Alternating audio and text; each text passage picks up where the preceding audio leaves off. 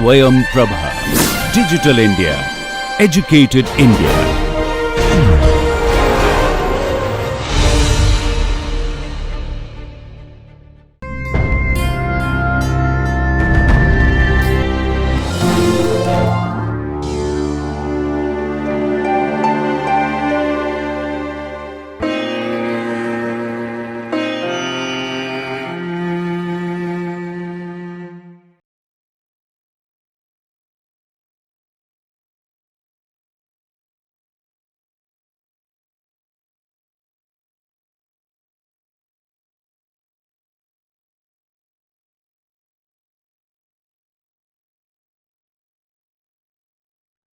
Welcome, dear students.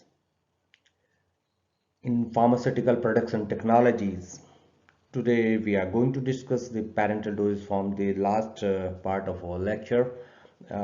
In this lecture, we are going to discuss the remaining part of the parental productions, especially with respect to the sterilization and sterility, sterilization, and all other related aspects.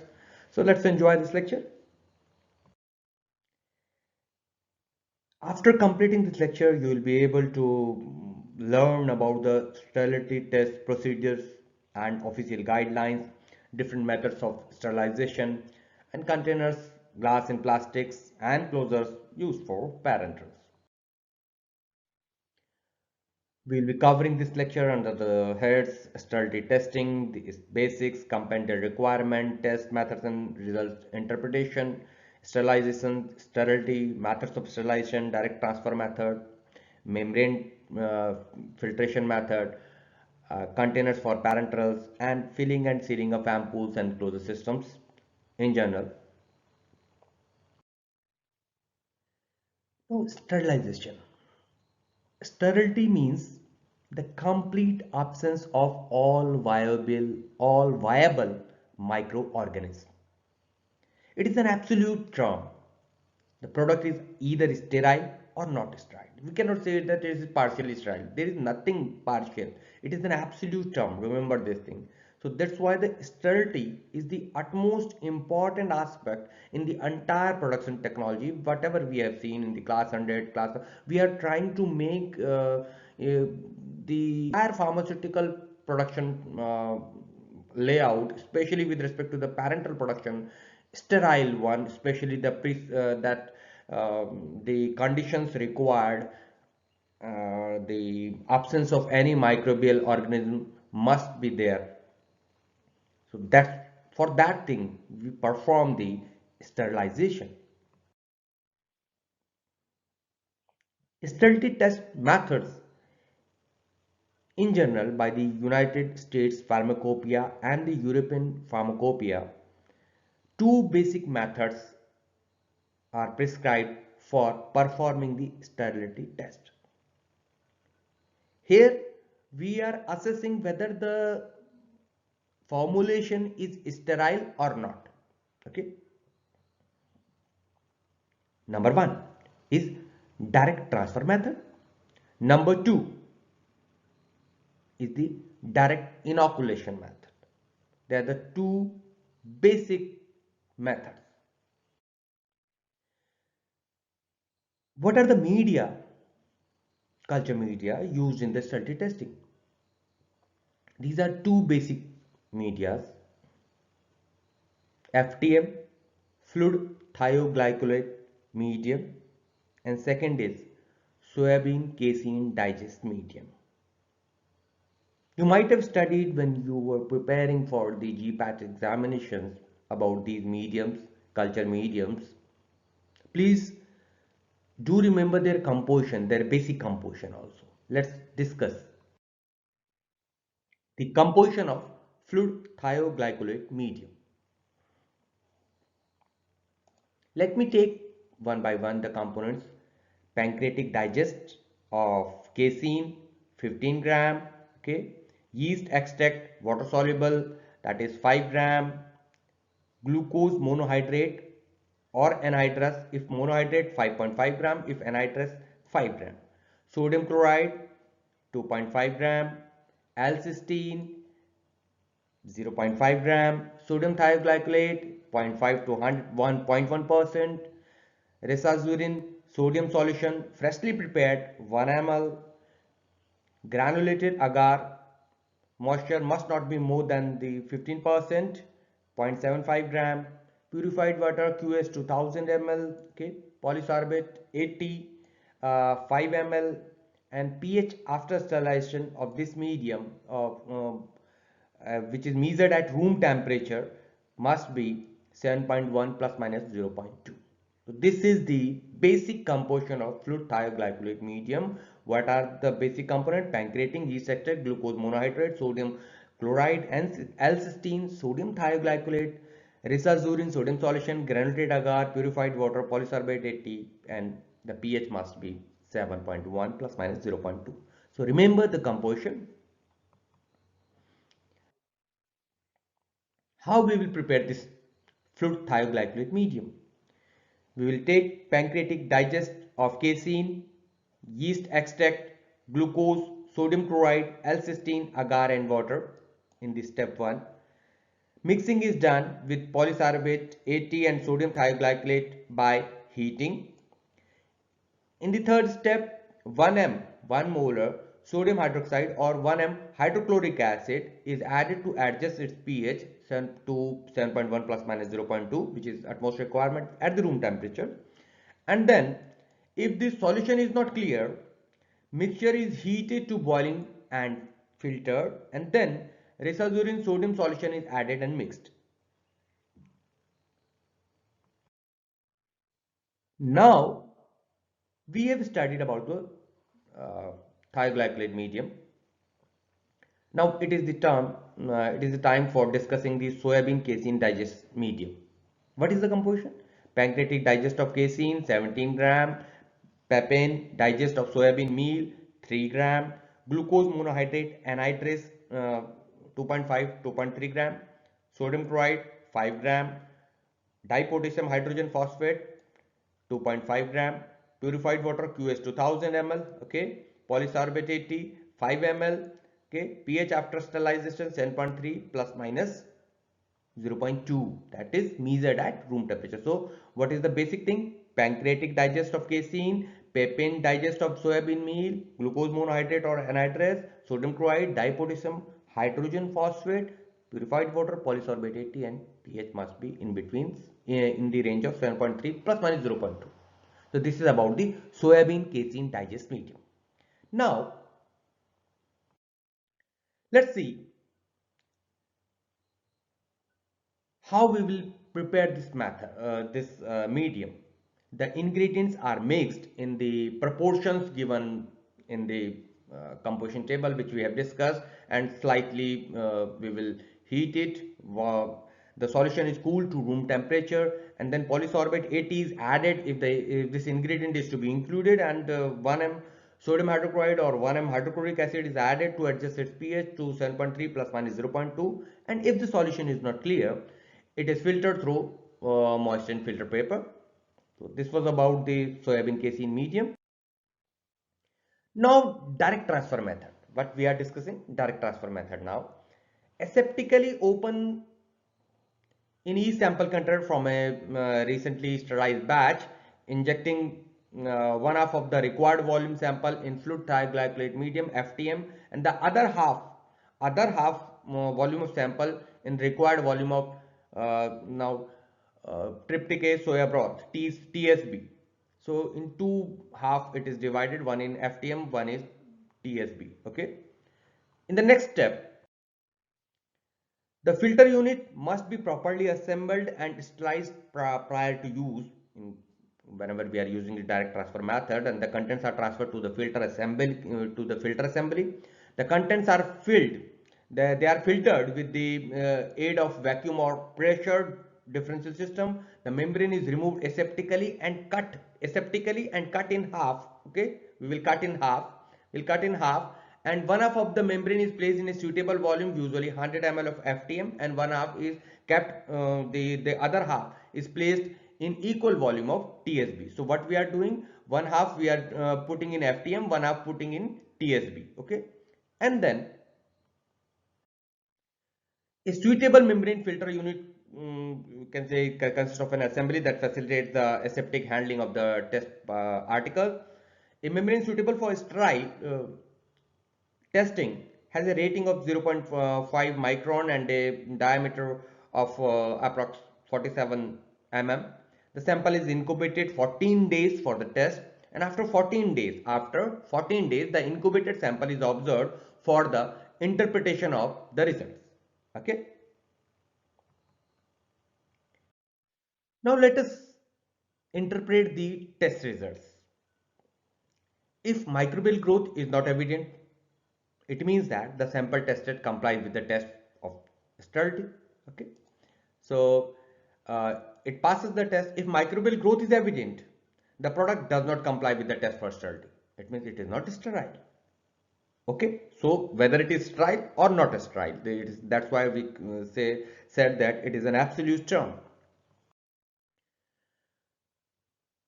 If there is no evidence of growth in any vessel inoculated with the product during the repeat test, the product passes the test for sterility. If the test is declared to be invalid, it may be repeated with the same number of units as in the case of original test. Okay. Now moving to the direct inoculation method, we have discussed the direct transfer method. Now direct inoculation method. In this test, the quantity of the preparation to be examined is transferred directly into the culture medium, and direct inoculation method is utilized for testing oil solution, creams, ointment and solid products, surgical device, sterile device, surgical dressings and sutures in case where membrane filtration method appears difficult. Okay. Only in the cases where the membrane filtration method is not possible, we use the direct inoculation method. Okay. In the microbial destruction method, maybe there may be heat. You can destroy the microbes with the heat, chemical or radiation sterilization. Upon exposure of such treatment, microorganisms die according to the logarithmic relationship between concentration or population of the living cells and the time, exposure or radiation dose. So what may be the factor at to which time we have exposed this condition to the microbes, or the what radiations, what is the dose of the radiation. Okay, these are the basic criteria. Now D value. What is the D value? D value is actually a value which is inversely proportional to the temperature. The D value or is the time required or dose required for 1 log reduction in microbial population, may be calculated from the plots. It determines the time required to reduce the microbial population by 1 decimal point. For example, it is a time required for 90% reduction in the microbial population. It was 100 initially and now 10% reduction. Okay, 1 decimal point we have reduced, so 90% is remaining. Hence, the time or dose it takes to reduce 1000 microbial cells to 100 cells is the D value. Got it? Okay. D value is important in the in the validation of the sterilization, because it is specific for each microorganism. The knowledge of D value is necessary for the calculation of Z value. We are going to discuss what is the Z value. The D value is used in the calculation of biological factor F. Extrapolation of D value predicts number of log reduction of microbial population. What are the parameters which affect the D value? The type of organism, microorganism used as biological indicator. What kind of, I remember what is biological indicator. Biological indicator are some sort of microbes which change their color or which change some properties with the change of degree of sterilization. They are used in many, they have got variety of application, but when they are used in sterilization, they are called biological indicators specifically. And for different kind of microbe, there are specific kind of biological indicators. You must go through the pharmacopoeia for getting the knowledge about the specific biological indicators for specific kind of antibiotic or these are mentioned in the Indian Pharmacopoeia and United States Pharmacopoeia. Please do remember the name of these biological indicators. They are utmost important with respect to the many exams, competitive exams of pharmacy. Okay. The formulation, the next factor is the formulation component and characteristics. The surface on which the microorganism is exposed, the temperature, gas concentration, and the radiation doses. These are the factors which affect, these are the parameters which affect the D value of the sterilization process.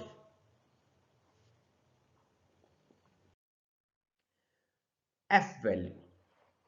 Now moving to the F value. D value we have got, it's a parameter for checking the degree of sterility. The F value measures equivalent time, not clock time, that a monitor article is exposed to the desired temperature, for example 121 degrees Celsius. So F is equal to del T summation of 10 into T minus TO divided by Z, where del T is the time interval for the measurement of product temperature, product with temperature at temperature T, and that capital T is the reference temperature and TO is the 121 degrees Celsius for steam sterilization.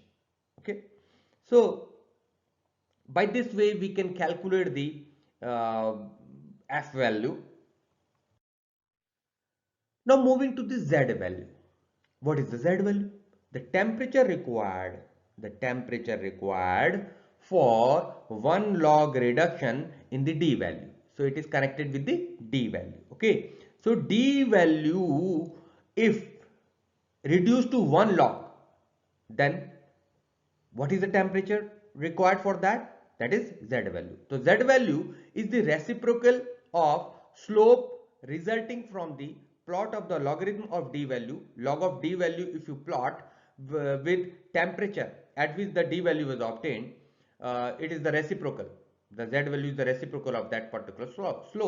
So you can see in this graph that the magnitude of slope indicates the relative degree of lethality as temperature is increased or decreased. As you can see here, so D value in mid 200 and there is a Z value here, and this is a slope. So in temperature in degrees Celsius, so Z value can be calculated with this plot by the reciprocal of this slope. So T1 minus T2 upon log of D1 minus D2, by this way we can have this Z value here. So Z value can be calculated with the help of the plot with reciprocal of the slope of the plot, logarithm of D versus the temperature. Okay, so logarithm of D versus temperature in degrees Celsius, that slope. So that slope, the inverse of slope provides the Z value, which can be calculated in like this: T1 minus T2 divided by this log of D1 minus log of D2. Okay, I think you have got this thing. So please do remember the definitions of D value, F value and Z value. They are the determinant of efficiency of sterilization. Okay. So sterilization, if we are going to summarize this section, whatever we have discussed so far, sterilization, two basic methods by the European Pharmacopoeia and United States Pharmacopoeia: direct transfer method and direct inoculation method. D value, F value and Z value. These definition you must learn verbatim. Okay, they are many times asked in the various examination, and I briefly introduce you what are the biological indicators, and you must remember the names of biological indicators which are used for specific kind of antibiotics, and they are mentioned in the pharmacopoeia. Just go to the Indian Pharmacopoeia, United States Pharmacopoeia, you will find the tables where you can get the biological indicator list of biological indicators. Okay. Methods of sterilization. So as we have discussed, their microbial degradation may be achieved either by the chemical method or by the physical method. So among the physical method, thermal heat method, filtration method and radiation method, these are the three basic methods which are adopted for physical sterilization. In the heat sterilization, moisture sensitive materials, dry heat is used in the dry heat sterilization 160 to 180 degrees Celsius. For moisture resistant materials, moist heat sterilization may be done at the temperature of 121 to 134 degrees Celsius. The efficiency of inactivation of microorganisms depends on degree of heat, exposure time, and presence of water. What are these vectors? Please do remember these things. These are degree of this is the degree of heat, exposure time, and presence of water. These are three basic uh, factors on which the efficiency of inactivation of microorganisms depends. Dry heat. It employs high temperatures in the range of 160 to 180 degrees Celsius and required exposure time up to 2 hours depending on the temperature employed. So it is used for glassware, metal surgical instrument, non-aqueous thermostable liquids or thermostable powders. So operating temperature is 160 to 180 degree. Time is 2 hours. So dry heat is used for glassware, metal surgical, non-aqueous, basically thermostable compounds or thermostable articles are sterilized by the dry heat. Dry heat utilizes number one incineration, red heat, flaming and hot air oven. Okay. While in case of moist heat, dry saturated steams are used. It is done by autoclaving. What we do, we boil the water and steam at atmospheric pressure is used in this kind of sterilization, and hot water below boiling point is generally used in the moist heat sterilization. Autoclave, in which the moist heat sterilization is done, it consists of a cylindrical or rectangle chamber, water heating system is there, steam outlet or inlet valves are there, single or double door with locking mechanism, thermometer or temperature gauge are there, and pressure gauges are there. Okay, you might have seen the autoclaves in your laboratories also, and if you are in industry or you are well familiar with the autoclavings and what kind of precautions should be taken with the autoclaves, you must be aware of. Now moving to the gaseous sterilization. The chemically reactive gases like formaldehyde, ethylene oxide are used in the gaseous sterilization. They possess the biocidal activity. They are colorless, odorless, and flammable gases. They can be used for gaseous sterilization. Formaldehyde, it is 15 to 100 milligram per liter with the operating temperature of 45 to 63 degrees Celsius and 70 to 75 degrees Celsius. It is used respectively in these two different operating temperatures depending on the concentration. The concentration ranges for ethylene oxide. Weight of gas per unit chamber volume is usually in the range of 800 to 1200 milligram. Both gases are potentially mutagenic and carcinogenic, so please do take care when you are employing the gaseous sterilization. The liquid sterilization, peracetic acid is used. Peracetic acid liquid sterilization at low temperature liquid chemical sterile processing system. They are hydrogen peroxide sterilization may also be used. This agent sterilizes by oxidizing key cellular components with which inactivates the microorganism. So either peracetic acid or the hydrogen peroxide may be used for liquid sterilization. So, radiation sterilization. Now we have covered the after the heat sterilization, and the gaseous sterilization, we have come to the radiation sterilization. So with the help of gamma rays and UV light, we perform the radiation sterilization. Particulate radiation may be used, accelerated electrons may be used. The major target for these radiation is microbial DNA. We are with the help of radiation, we are killing the microbial DNA. Gamma rays and electrons, they cause the ionization and free radical production, while the UV light causes the excitation, so by which DNA is destroyed, and overall you can say the net result is sterilization of the article. So by this way sterilization is done uh, with the help of radiation sterilization. Now, filtration sterilization. If you can't do the sterilization with other previous kinds like heat, thermal, gaseous, radiation, we perform the filtration sterilization.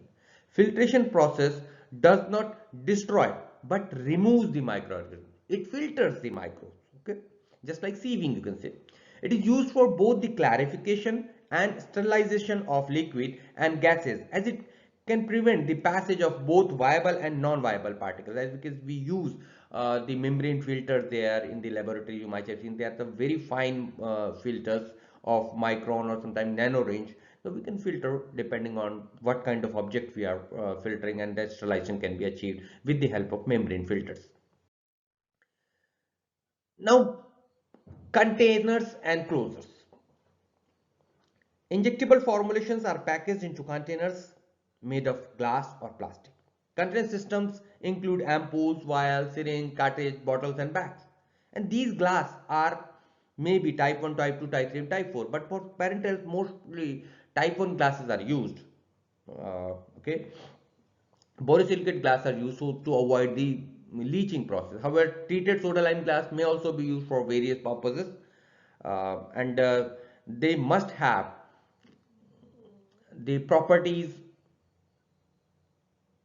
like ideal properties, like they should not leach the alkali into the product, and there must be compatibility in between the product and the that but material in which of which container closure is made up of. Ampoules are all glass, whereas bags are all plastic. The other containers can be composed of glass or plastic and must include rubber materials such as rubber stoppers or vials. Irrigation solutions are packaged in glass bottles with aluminum screw caps. So variety of materials are used: glass, plastic, rubber for the overall packaging of parental products. We have discussed a lot also in the packaging technology, and we are going to discuss this thing in the packaging technology lectures. So please do refer for the containers and closures. We have discussed lot many things in packaging technology. Now let us take glass first. As a glass container, what are the advantages? It has got the superior productive qualities. It is economical. It is readily available in a wide variety of sizes and shapes. Essentially chemically inert, impermeable, strong and rigid. We know it very well. Has regularity clearance. It is various all the regularity bodies clear it or approve it for use. So they have got the regulatory clearance. They does not The glass does not deteriorate with age. It has good stability. Provides an excellent barrier against every element except light with a proper closure system. Colored glass, especially amber color glass, can give the protection against the light even. So if we use the amber glass, we can also give the protection against the light when you are using glass containers.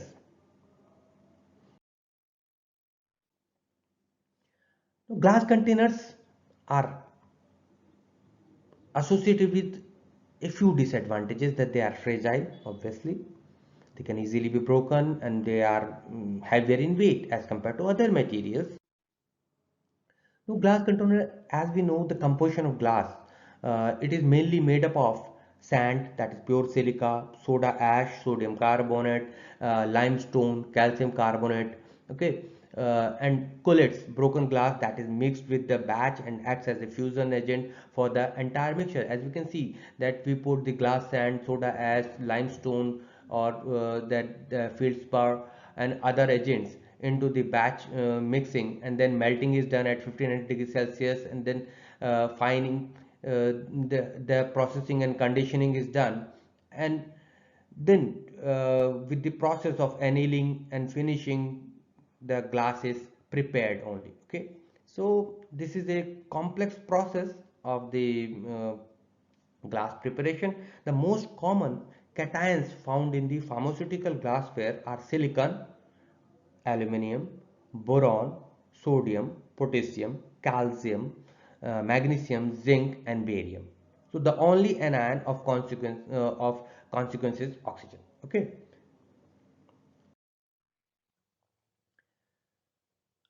Just to remind you that the USP provides a classification of glass like type 1 borosilicate glass, type 2 soda lime or treated soda lime glass, and type 3 uh, soda lime glass, and type 4 general purpose glass, NP.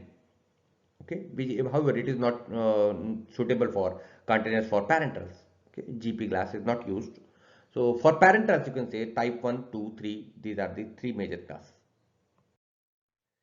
Type 1 glass is composed of silicon dioxide 81%, boric oxide, boron 13% with sodium and aluminum oxide. It is chemically resistant glass with low leachability, also having a low thermal coefficient of expansion, COE.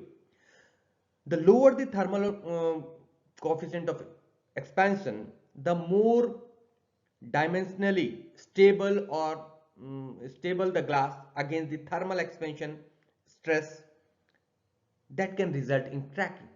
So they have got the lower thermal COE, that is all coefficient of expansion. And one more important thing I would like to highlight here, that boron, the percentage of boron is higher in the type 1 glass, 13%, unlike the other kind of glasses. So by increasing the boron, the type 1 glass are made more resistant as compared to the other kind of glasses. Type 2 and type 3 glasses. Type 2 and type 3 glasses compounds are composed of relatively high proportions of sodium oxide 14% and calcium oxide 8%. This makes glass chemically less resistant. The both types melt at lower temperature. They are easier to mold into various shapes, however, and have a high thermal coefficient of expansion. They have got the high thermal coefficient of expansion, so they may get cracked. They may be associated with the cracking with the thermal stress. Okay, so that's why type 1 glass are more preferred as over the type 2 and type 3 glass for the parental preparations and parental containers. As far as the test part is concerned, in the United States Pharmacopoeia, the powdered glass test, water tech test, hydrotic resistance test, and light transmission test is there. However, hydrotic resistance, I would like to add that when we are talking about the pharmacopoeial testing, hydrotic resistance test is given by the IP. In general, what we are doing in the all the kind of tests, whether you take it powder glass test, water test, hydrotic resistance, in these three tests, we are seeing the acid required to neutralize the alkali released by the glass in the sample. In the powder glass sample is prepared, powder glass sample is prepared by the crushing the container, glass container, by the water test and hydrogen in the intact container, it is filled, and then with the help of acid base titration, by acid base titration, what we can do, that we can see the amount of acid required for neutralizing the alkali released. So more the acid required, more it will be more it won't be suitable for the parentals. It means more acid required, it means it is either type 2, 3, or 4. And least the acceptance criteria must be mentioned, must be referred, and all the acceptance criteria indicates that the lower volumes are consumed by the type 1 containers, while the higher volumes are of acid are consumed in these acid base titration by the type 2, 3, and 4 respectively. And the light transmission test, we are seeing at what are the criteria. It must meet with the compendial requirement, that how much light is being transmitted. Moving to the PGT, powdered glass test. To estimate the amount of alkali released from the powdered glass at the elevated temperature is called powdered glass test. What we are doing the same thing what we have done in the hydrolytic resistance, but what we are doing, we are powdering the glass. First it is crushed, powdered, and at elevated temperature the estimated amount of alkali released is this estimation is done. Leaching is assessed by acid base titration. At the hydrolytic resistance it was HCl, here 0.2 N sulfuric acid using methyl red as an indicator. So step 1, preparation of glass specimen. You will crush that glass, okay, container, and then you prepare the sample. Second step is washing this specimen. Now what is the procedure of PGT, powdered glass test? What we are going to do, 10 gram of sample is taken.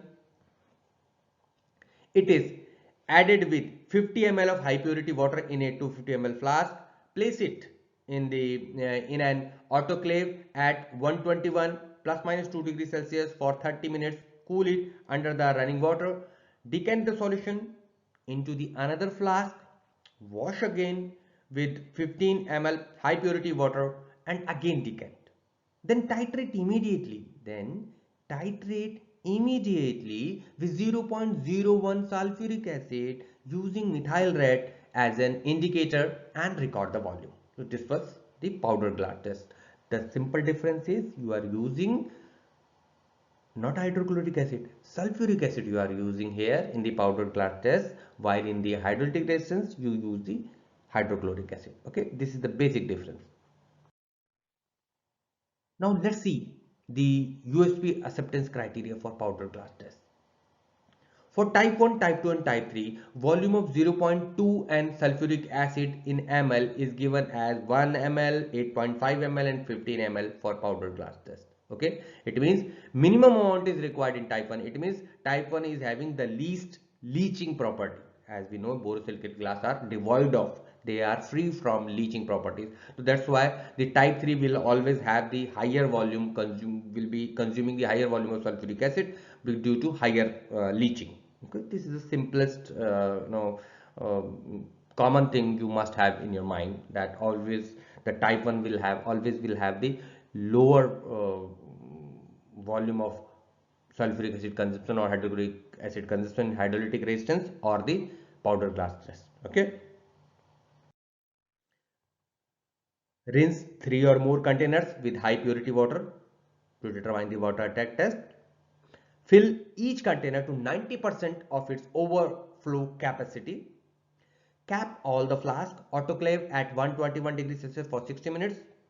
Empty the contents and cool the contents in 250 ml conical flask to a volume of 100 ml, and then add 5 drops of methyl red solution. What is going to happen? The volume of sulfuric acid consumed is the measure of the amount of alkaline oxide present in the glass container. So by this way we can have an idea that whether the leaching is high or more, or we can determine the type of glass. How? This is the USP acceptance criteria of VAT, the water attack test. VAT is prescribed by the USP. Remember this thing. Hydrolytic resistance is prescribed by the IP. It is similar to hydrolytic resistance in USP, you can say. For type 2, 100 ml or below, the container is there, then volume of 0.2 and HCl ml is 0.7 ml. For type 2 above 100 ml, 0.2 ml. So we have already mentioned that it is done for treated soda lime glass only. Okay, so for if the capacity is 100 ml or below, then 0.7 ml is the limit, and if it is above 100 ml, then 0.2 ml is the limit. Okay, now let's take the very first glass test. That's it, that is hydrolytic resistance test. The test is performed to determine whether the alkali released from the surface of a container is within the specified limit or not. You know that the glass tends to, normal glass, soda lime glass tends to release the alkali. So what we are going to do here, the amount of acid that is necessary to neutralize the released alkali from the surface is estimated. The leaching of alkali is accelerated using elevated temperature for a specified time in this particular test. Endpoint indicator used here is methyl red, which is used in the acid base titration. Okay, but we are using methyl red. Remember this, and this is the indicator which is used in the acid base titration. So this is the table. So the maximum volume of 0.01 m HCl hydrolytic acid hydrochloric acid per 100 ml of test solution is given, mentioned for type 1 and type 1, type 2 and type 3 glass. For type 1 and type 2 glass, this column is giving the ml, the volume of 0.01 m HCl, while for type 3 glass this column is giving. So for not more than 1, if the capacity of container is not more than 1 ml, okay, corresponding to 90% average overflow volume ml, not more than 1, then type 1 and type 2, for type 1 and type 2 this limit should be 2 ml, for type 3 20 ml, for more than 1 but not more than 2, 1.8 and 17.6, corresponding for type 1, type 2 and type 3. Okay, for more than 2 but not more than 5, 1.3. Okay, for type 1 and type 2 glass. For type 3 glass it is 13.2. For more than 5 but not more than 10, 1 ml. For type 3 glass, 10.2 ml. For between 10 to 20, you can say more than 10 but not more than 20.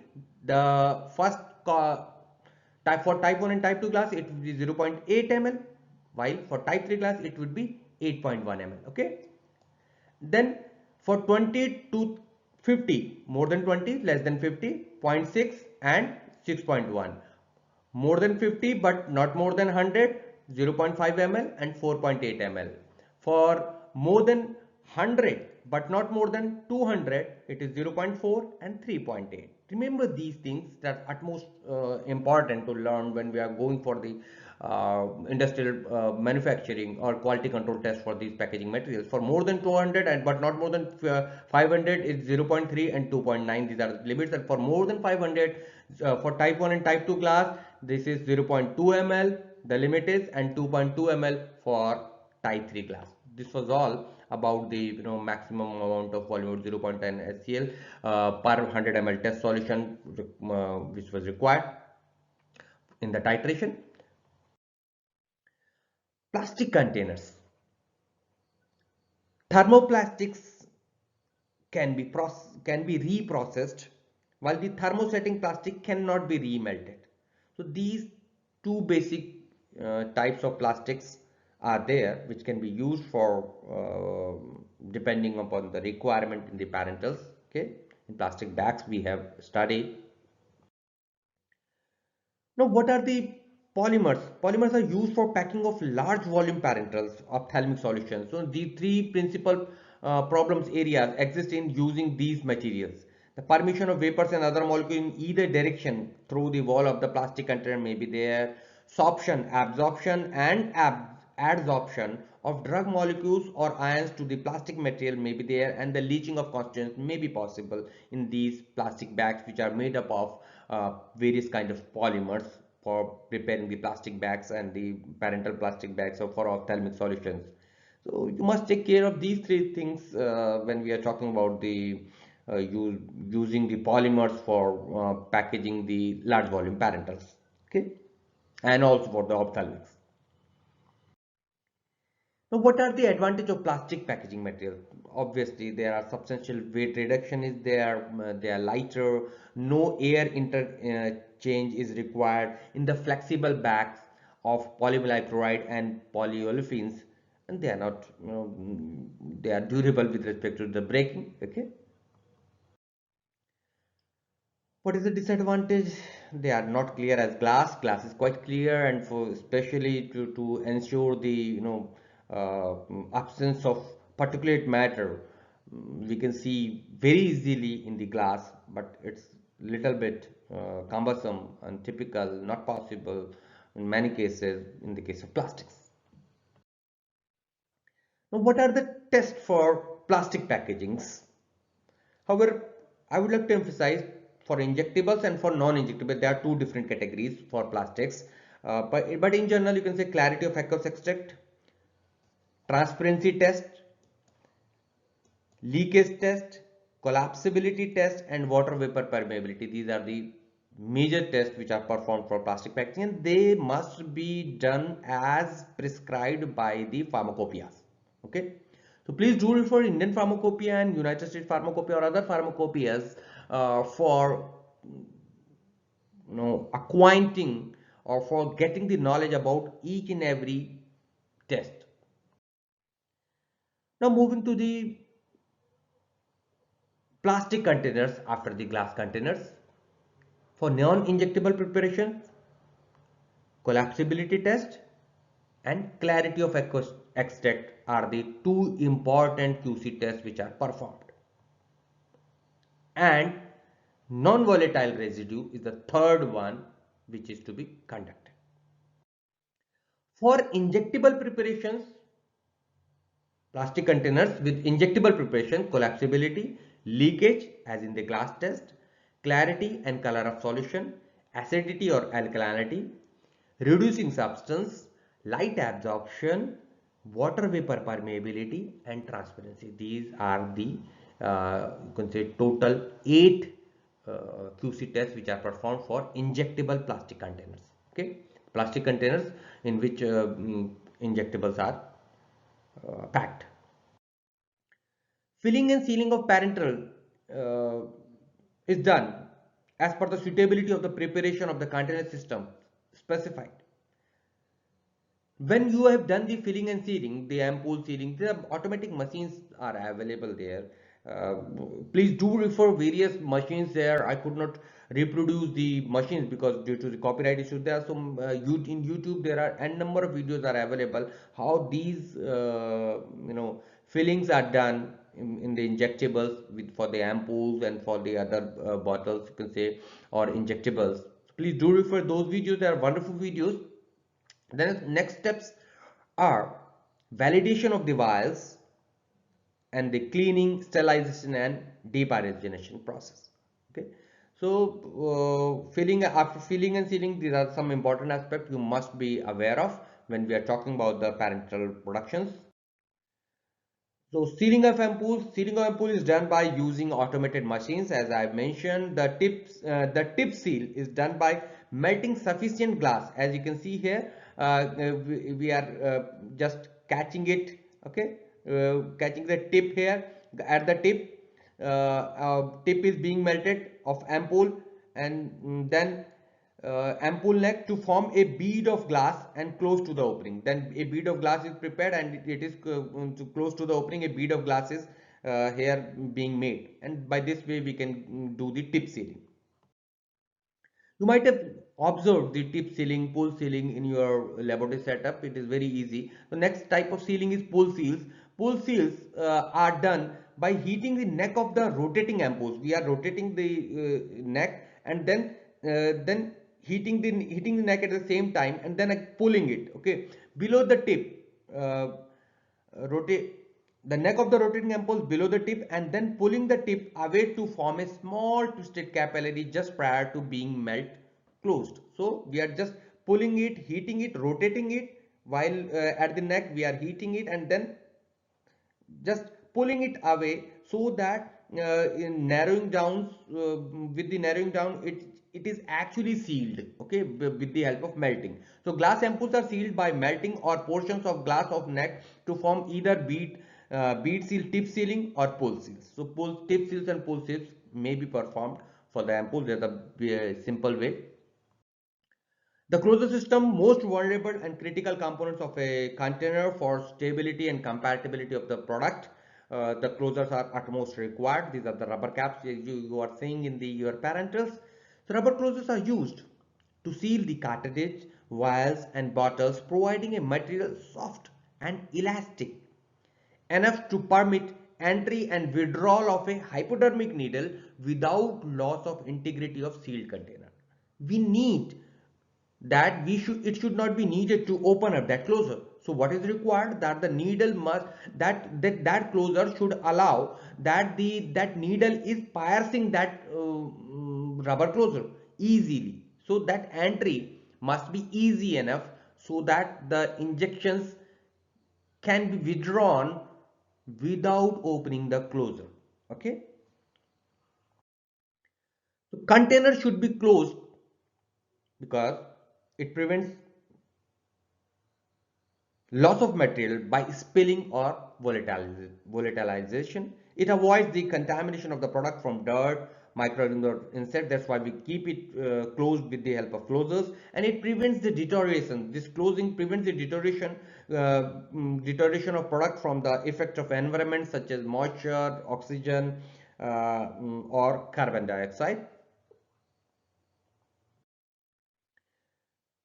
Now, as we know that there are for tests prescribed by the pharmacopoeia for every kind of packaging material, and specifically when we are talking about the parental dosage form, the closures, rubber closures which are used exclusively in the parental dosage forms and also in the ophthalmics, uh, certain tests are prescribed by the various pharmacopoeias. You just go through these. I'm just enumerating these things for you. Self-sealability. So it should be able to provide the self-sealability, extractive test, clarity of extract there, penetrability, whether it can penetrate easily or not, that whether it is penetrating easily or not, and fragmentation test, that fragments are done and that there must not be, the fragment particle size should be not more than the prescribed limit. It is the limits are there, the certain particle size and their limit is mentioned in the pharmacopoeia. Please do refer these acceptance criteria so that you may be able to know that what is the maximum limit for passing this particular test. Light absorption is also an important test, and then compatibility test. So these are the major tests for the rubber closures, and we are going to discuss and you might have studied in the packaging technology, but we are also going to discuss in the packaging technology lectures all these tests in detail. So join us in that particular lecture also with the packaging technology. Friends, these are some of the further readings which I recommend for you. Please do refer the further text, and there are a number of texts. I could just enumerate a very few for you. Please do refer advanced and the better text for improving your learning. So friends, let me summarize the parental production technologies we have discussed in the lectures. Parentals apart from enteral, okay, para enteral, okay. So IM, SC, IV, major roots, so many advantages are there in, but it is a invasive technique. You have to take care of what kind of dosage form you want to prepare, solution, emulsion, suspension, okay, what kind of dosage form you want to prepare. The evaluation parameters must be taken care of, that pyrogen testings, okay, leaker test, that and the particulate test and sterilization. Sterility test procedures must be as per the official guidelines, either whether you obtain the direct transfer method, direct inoculation method, okay, or when you are using the sterilization method, the whether you perform the sterilization with the heating method, chemical method, or radiation method, or gaseous method. Okay, dry heat sterilization, moist heat sterilization maybe are two different methods. Okay, so dry heat can be done for thermostable one. If the sample cannot survive the dry method, you can try the chemical methods. Okay, chemical method, parasitic acid and this hydrogen peroxide method. Gaseous sterilization by the ethylene oxide, and gaseous sterilization may be done. Biological indicators are used. Okay, and then radiations may also be used. If nothing is working, you can go for the radiation sterilization, but remember the some limitations associated with the radiation sterilization. And membrane filtration is the safest one for the proteins as well as for the thermo labile substances. The membrane filtration can be done with the help of different polymeric membranes. And as far as the sterilization, these benchmarking are done: D value, F value, Z value. Don't forget these things. What are the definitions of these values and what is the importance of these values? How you can reduce it? How can you determine these values? And then the containers, focus on the containers, choice of containers, glass, plastic, for closest rubber, glass type 1, type 2, type 3. Type 1 is rich in boron 13% and most resistant type of glass and very widely used for the parental. Type 4 is not at all used. Type 2 and type 3, the test we have gone through, introduced you that for glass testing, to assess the leaching property, or you can say the leaching by the glass, the type 1 consumes the least amount of acid because it is rich in boron. For that reason it is highly resistant and doesn't allow the leaching. However, type 2 and type 3 requires more volume of indicates the type 2 and type 3 consumes more volume of acid because because they are associated with the more leaching as compared to the type 1. Okay, just I'm summarizing you and how we were going into the detail. For plastic, rubbers, there are certain, whatever the certain requirements and the compendial tests are prescribed, please go through these tests from the Indian Pharmacopoeia, European Pharmacopoeia, or the United States Pharmacopoeia, and learn their acceptance criteria. What is the limit for passing this? Say for example, for fragmentation, what is the particle size, and it what not more than criteria must be learned. Okay, uh, please join us in our packaging technologies lectures for getting the details of these tests. We'll be discussing more about these tests in our coming lectures. So thank you for being with us. Hope you have enjoyed the parental production technology or parental dosage form series of lectures in the pharmaceutical production technology paper which we are discussing. From exam point of view, I tried to give you what are the important things. Especially don't forget the biological indicators, they are very important. uh, you must learn the examples of biological indicators. So thank you for being with us, and happy learning for your pharmaceutical products and technologies. Thank you. Happy learning.